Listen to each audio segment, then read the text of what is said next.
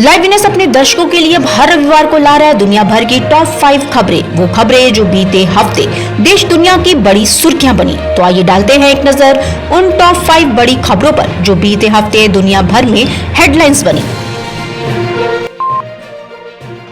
Australia में इन दिनों चुनावी पारा गर्म है। 21 मई के दिन ऑस्ट्रेलिया के लोग अपनी नई सरकार चुनेंगे। प्रधानमंत्री स्कॉट मॉरिसन की लिबरल पार्टी और सहयोगी दल लगातार चौथी बार चुनाव जीतने की कोशिश में है। स्कॉट मॉरिसन के खिलाफ लेबर पार्टी के उम्मीदवार एंथनी अल्बनेसी हैं। दोनों बड़ी पार्टियां चुनाव जीतने के लिए एड़ी चोटी का जोर लगा रही हैं। इस बार ऑस्ट्रेलियाई चुनाव में महंगाई और चीन सबसे बड़े मुद्दों के रूप में सामने आए हैं। खाने पीने की चीजों के दाम आसमान पर हैं। प्रॉपर्टी के दामों में लगभग 40% तक का उछाल देखा गया है। लोगों के लिए घर खरीदना मुश्किल हो गया है।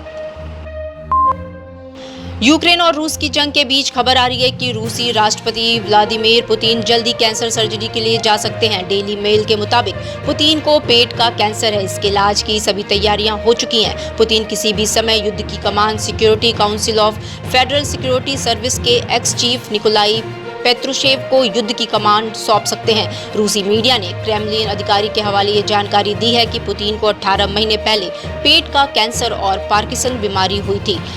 एन्कोलॉजी टेस्ट से इस बीमारी की पहचान की गई। उन्होंने बताया कि पुतिन गंभीर मेडिकल कंडीशन से गुजर रहे हैं। साथ ही डॉक्टरों का कहना है कि उन्हें ऑपरेशन की जरूरत है, लेकिन इसकी तारीख अभी तय नहीं है। श्रीलंका में खराब आर्थिक हालात के मद्देनजर आम लोगों का सरकार के खिलाफ हल्ला बोल जारी है। शुक्रवार को नेशनल असेंबली में हिंसक प्रदर्शन के बाद राष्ट्रपति गोटबाया राजपक्षे ने फिर से इमरजेंसी लगाने की घोषणा की है। श्रीलंका में 1 महीने बाद दोबारा आपातकाल लगाया गया है। शुक्रवार रात संसद के बाहर प्रदर्शन कर रहे प्रदर्शनकारियों पर पुलिस ने लाठीचार्ज किया। हालांकि प्रदर्शनकारी लगातार संसद भवन के बाहर डटे हुए हैं। श्रीलंकाई संसद में डिप्टी स्पीकर चुनाव के बाद फिर से हंगामा शुरू हुआ है। इस चुनाव में सत्ताधारी पार्टी जीत गई, जिसके बाद प्रदर्शनकारी उग्र हो गए। अमेरिका में 50 साल पुराने गर्भपात के अधिकार को खत्म करने की तैयारी है। एक मीडिया रिपोर्ट में ये दावा किया गया है। इसके खिलाफ अमेरिका में प्रदर्शन शुरू हो गए हैं। पॉलिटिको वेबसाइट को फैसला का लीक मसौदा मिला है। न्यायमूर्ति सैमुअल अलीटो द्वारा लिखा गया ये फैसला कंजर्वेटिव के बाहुल्य वाली कोर्ट में आंतरिक रूप से जारी किया गया है।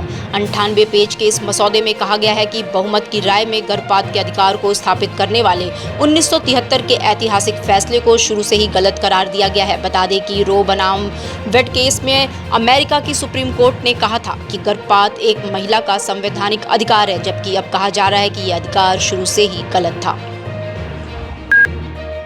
प्रधानमंत्री नरेंद्र मोदी 3 दिवसीय यूरोप दौरे के आखिरी दिन यानी बुधवार को फ्रांस पहुंचे। राष्ट्रपति एमेनुअल मैक्रों ने गले लगाकर गर्मजोशी के साथ उनका स्वागत किया। इसके बाद मोदी को गार्ड ऑफ ऑनर दिया गया। राष्ट्रपति मैक्रों से मिलने के पहले पीएम मोदी ने पेरिस में भारतीय प्रवासियों से मुलाकात की। प्रधानमंत्री मोदी की ये 5वीं फ्रांस यात्रा है। मोदी ऐसे समय पेरिस पहुंचे हैं जब फ्रांस यूरोपीय संघ की अध्यक्षता कर रहा है। दोनों नेताओं ने यूक्रेन रूस युद्ध के कारण उपजे संकट से निपटने पर चर्चा की। साथ ही रक्षा, प्रौद्योगिकी, अंतरिक्ष और ऊर्जा क्षेत्रों में सहयोग बढ़ाने और मिलकर काम करने पर सहमति जताई। इसके अलावा पीएम मोदी ने एमेनुअल मैक्रों को राष्ट्रपति चुनाव में दोबारा जीत हासिल करने पर बधाई दी। फ्रांस में 2002 के बाद कोई नेता दोबारा राष्ट्रपति नहीं चुना गया था, लेकिन मैक्रों ने इस सिलसिले को तोड़ दिया था। विदेश मंत्रालय के प्रवक्ता अरिंदम बागची ने इस मुलाकात की तस्वीर सोशल मीडिया पर शेयर की। डिजिटल इंडिया का digital new platform live VNS पिछले 7 वर्षों से बनारस की सेवा में। पाइए बनारस के कोने कोने की खबर निष्पक्षता के साथ। लाइव वीएनएस से बनारस की ताज़ा तरीन खबरों के लिए प्ले स्टोर से डाउनलोड कीजिए लाइव वीएनएस ऐप या फॉलो कीजिए लाइव वीएनएस को सोशल मीडिया पर।